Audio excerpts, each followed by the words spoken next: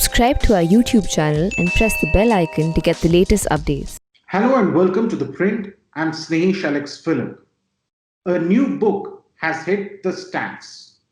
I'm talking about India's Bravehearts, the untold stories from the Indian Army.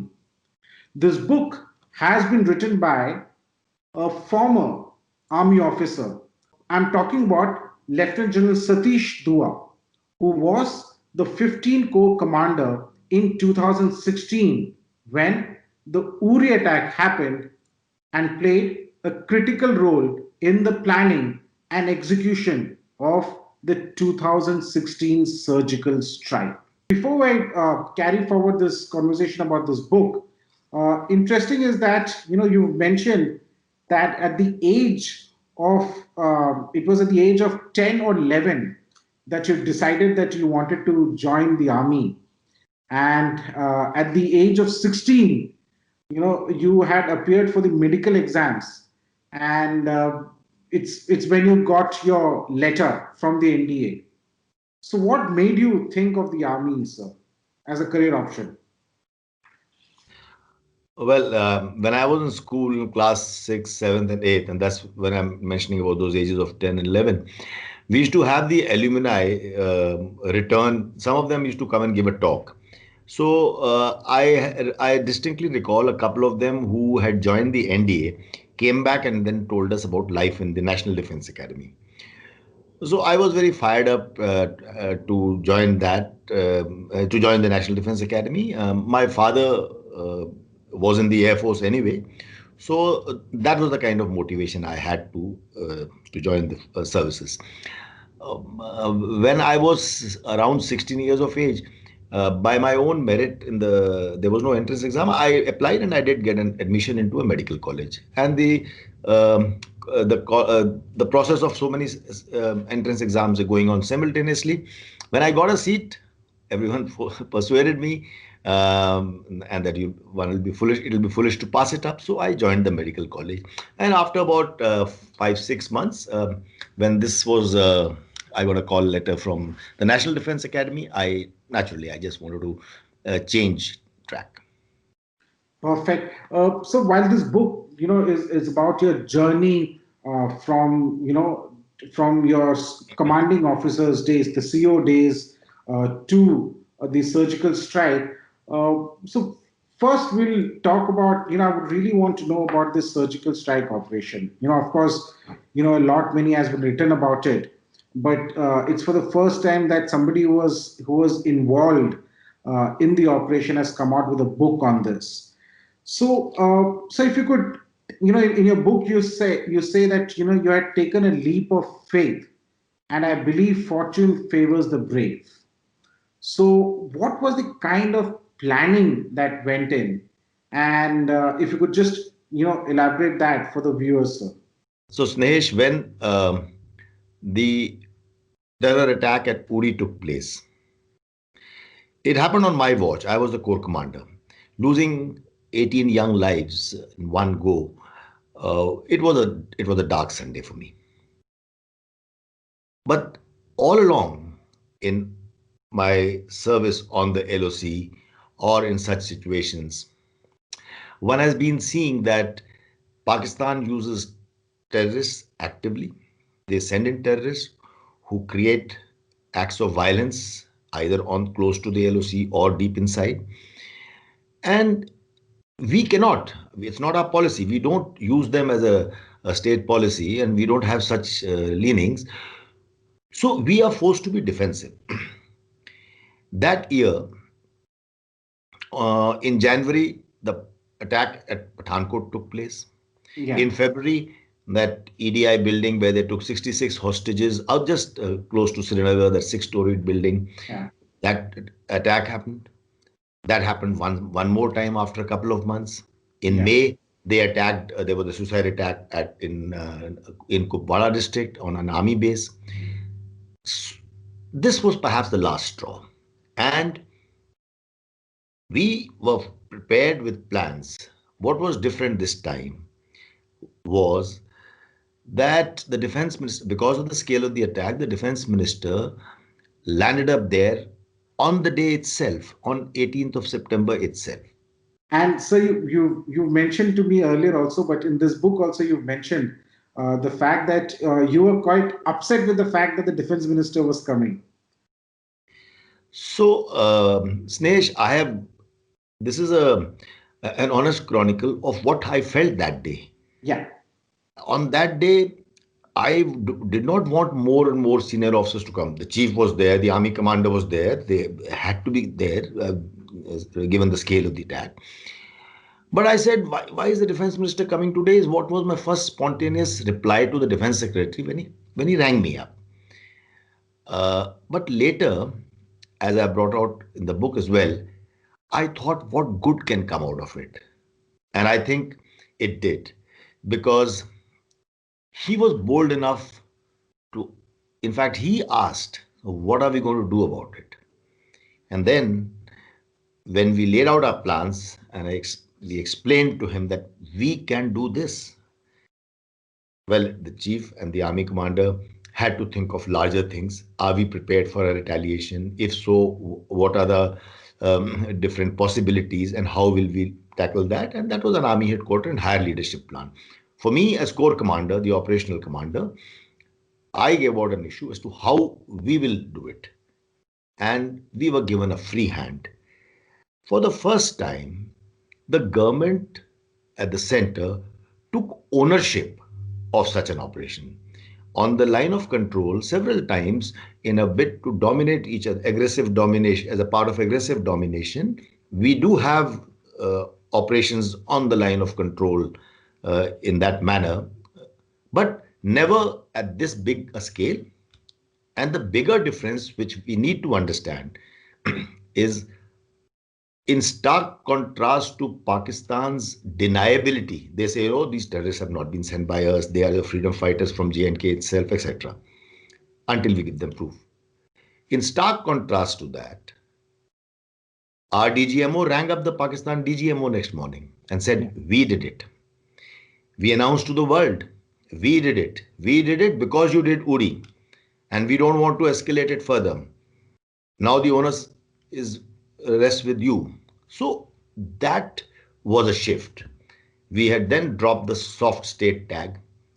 And on the operational side, I've written the sentence there also, fortune favors the brave. We did not have a single casualty and God was kind to us.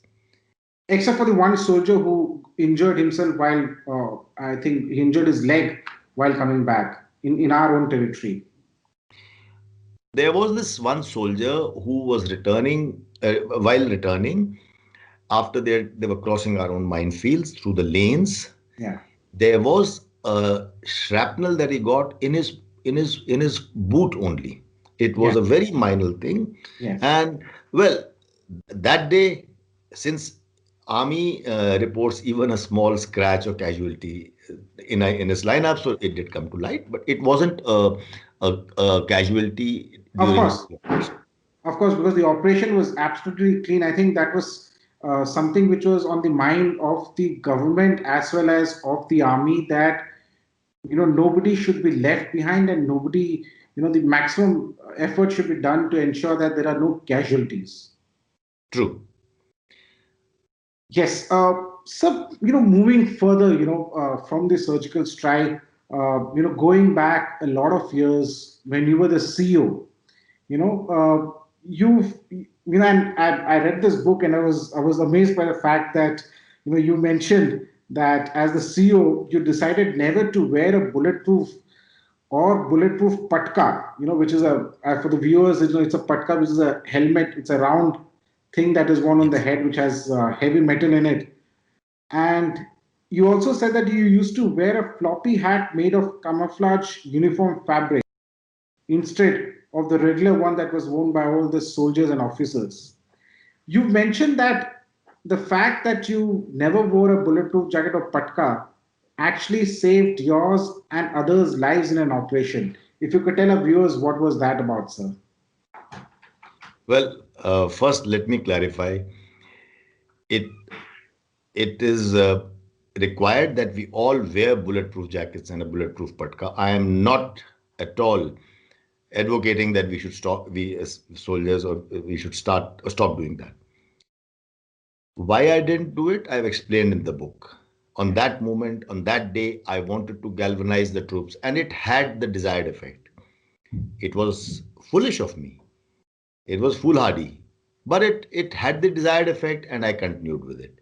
I also explained by my getting influenced by a book that I had read, A Bridge Too Far by Cornelius Rayan, where he speaks about a major with an umbrella. And those who've Yeah. seen the movie or read the book would recall that Yeah. major with an umbrella. I also still don't recall his name, but everyone recalls him as the major with the umbrella. Yeah. It had some effect, and I mentioned that incident. And coming to how it saved my life, there was one incident where we were out in the operations for little less than 24 hours. It had been raining a lot. All our batteries had been drained out. An encounter was taking place in the riverbed. And my party, with my QRT, about 6 or 7 of us, we were walking through the riverbed, and from the ridge, from the height, mountain top behind us, we were drawing fire whenever we moved. And we knew that those are our boys.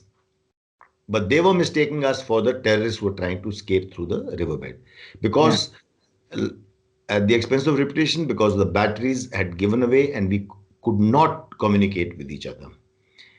At that moment, at one stage, and we were carrying a local woman who had been shot through the knee, and she had lost a lot of blood, and it was critical that we try and reach a roadhead earliest where she could be given medical attention.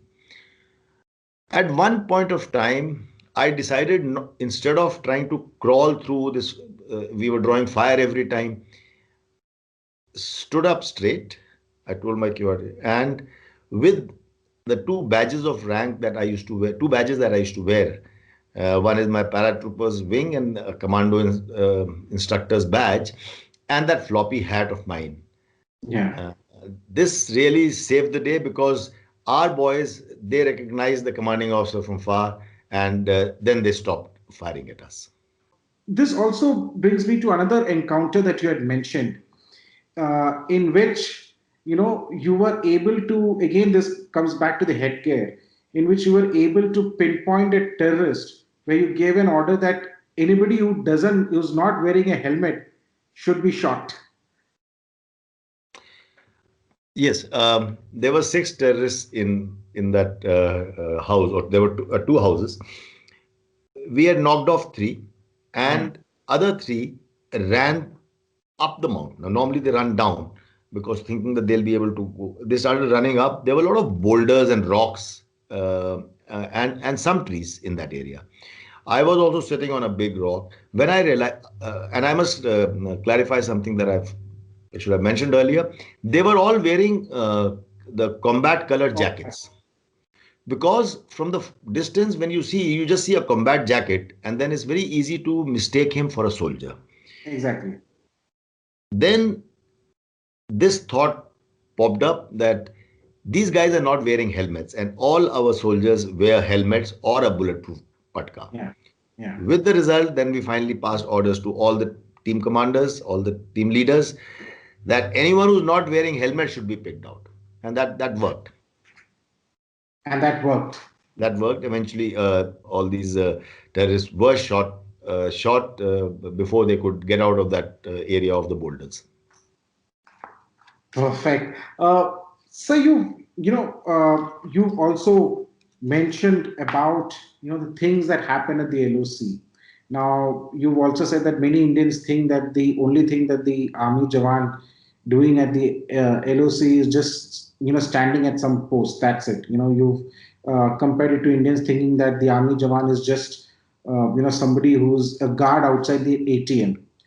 And you also mentioned about the fact that there have been some exchanges, which are different than, for example, where the Pakistanis offered sevia, and the JC on the Pakistani side offered to eat it first to show that it has not been poisoned.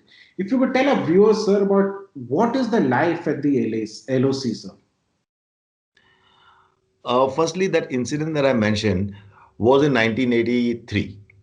That was in the area of North Kashmir, Kupwara. I was there as a captain. That was Those when days, ceasefire violations and all were very low. Matlab, there was hardly any. no, no, 1983, this problem had not started. So we were, this Kashmir problem in its present form really started in 1987, 88, Yeah, actually. So in the early 80s, we didn't have this sort of a problem. The LOC, the line of control, was also comparatively very quiet. We didn't sort of have these ceasefire violations, etc. We did have patrolling, and we patrolled our own sides. Uh, at places where the posts were close enough, sometimes they would shout across, talk to each other. So once we shouted across and say the Eid Mubarak, that's the time the JCO, the post commander, looks like a JCO by our experience. He said he offered that they would like to give us sevaya in case we will eat it, and he said I will eat a little bit in front of you so that that's to reassure us that it's not poison. So our company commander said, no, we will eat it without that. We don't need you to show us that, and we will take it. So I was just trying to bring out that life on LOC has, as military professionals, it was not difficult those days to be able to have this kind of an odd exchange. But as time passed, we all know what happened in late 80s and thereafter. yeah. So now the battle lines are drawn up, and I have actually brought out an incident as to what took place on that day on the line of control when between the two posts. Yeah. So, so, uh, and as far as life on LOC is concerned, why I said that people should not imagine, I don't blame any citizen, because if you haven't been in that sort of a life, you will not be able to understand. It is sometimes because I hear people talking on TV shows and panels, when there is so much of deployment, after all 780 kilometers, why can't we just stop infiltration? Then people have to understand what the terrain is like. It is Exactly. not that you have a boundary wall and everyone stands and there are big lights mounted.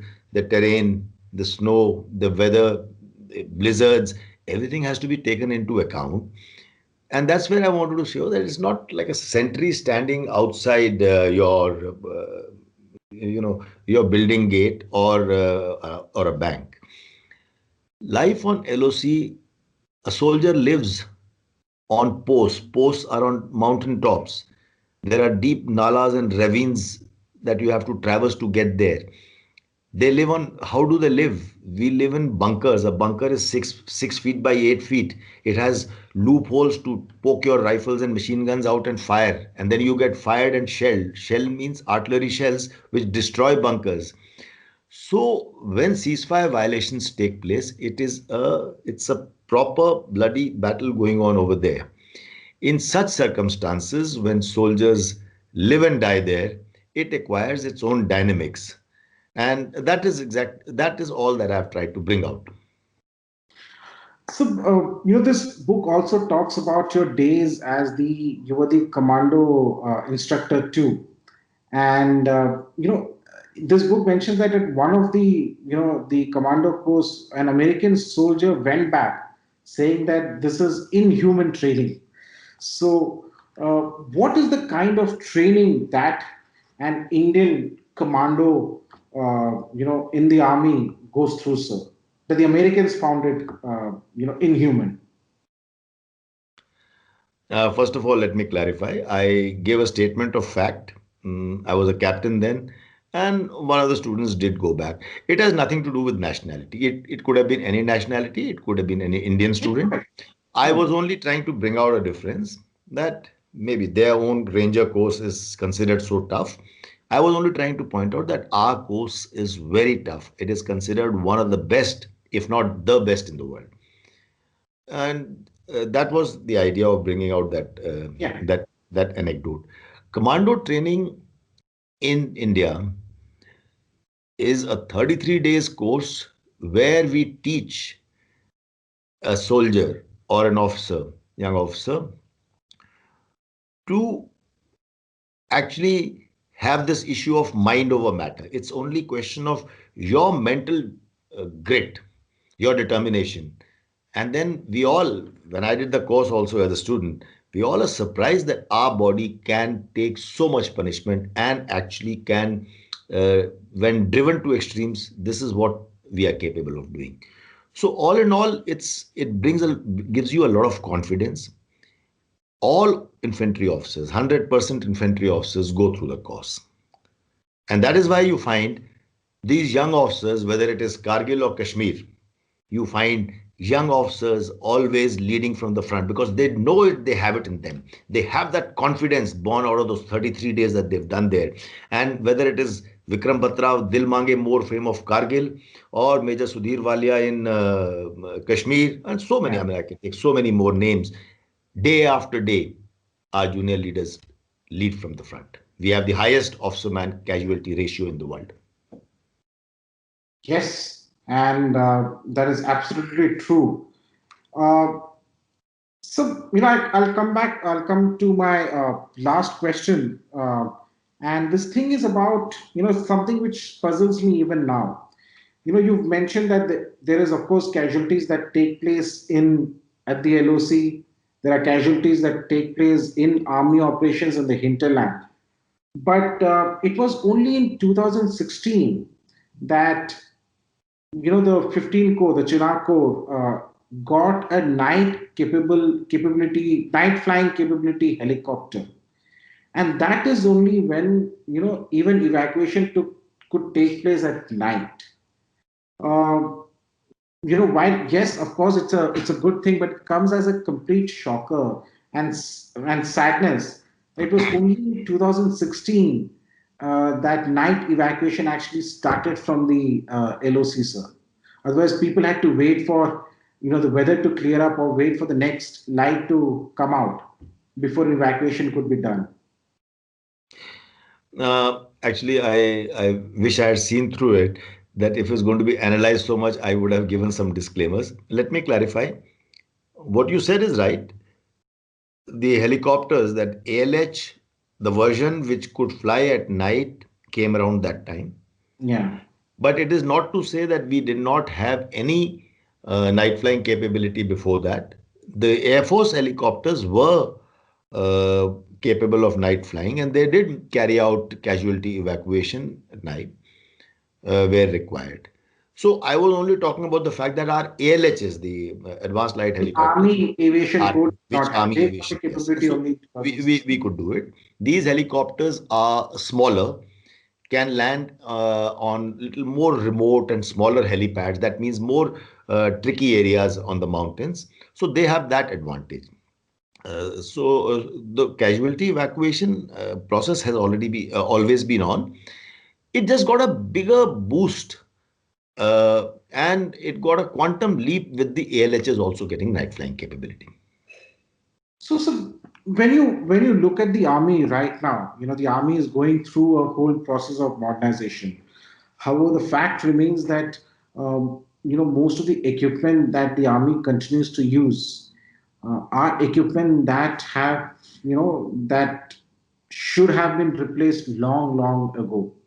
So how important is the modernization of the armed forces? You've been there at as the IDS chief too, and how important is the integration of the three services? Well, modernization of armed forces is of paramount importance, and this holds good for every country. Since we are talking about our country and we are concerned about India, India as a developing country has its own issues, which a lot of which, frankly, has to do with budget.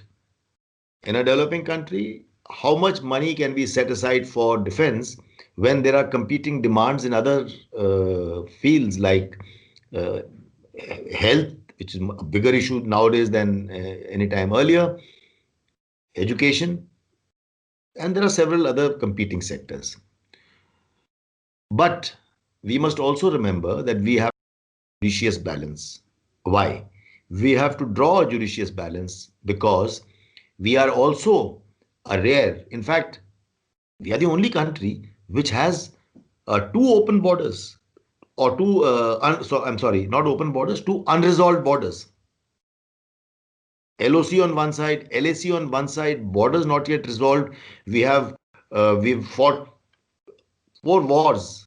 We fought 3 wars on one front. And one on this side. Yes, and then one this side. So when we have such kind of wars, we have an ongoing proxy war of terrorists being pushed in from across the LOC.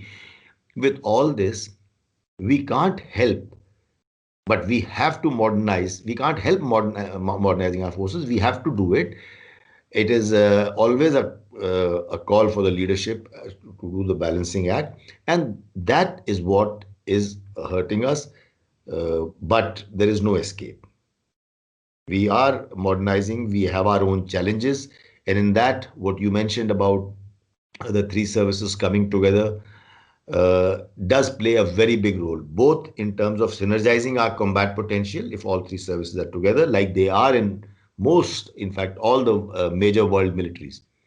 And on the other hand, it it is resource optimization, because instead of duplicating and triplicating a facility, if we synergize, it will take some time. It has just started beginning of this year.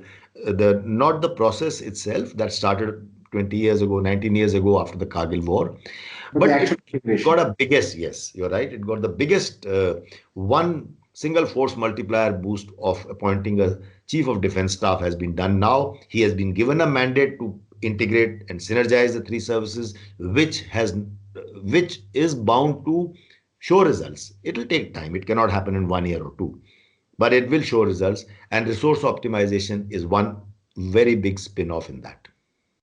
Perfect. So, though I've already mentioned that that was my last question, but that keeps coming to my mind, and this is something that I ask all military leaders, is the fact that given the current standoff that is happening in Ladakh and what Pakistan has been doing, who do you think is a bigger challenge for India, Pakistan or China?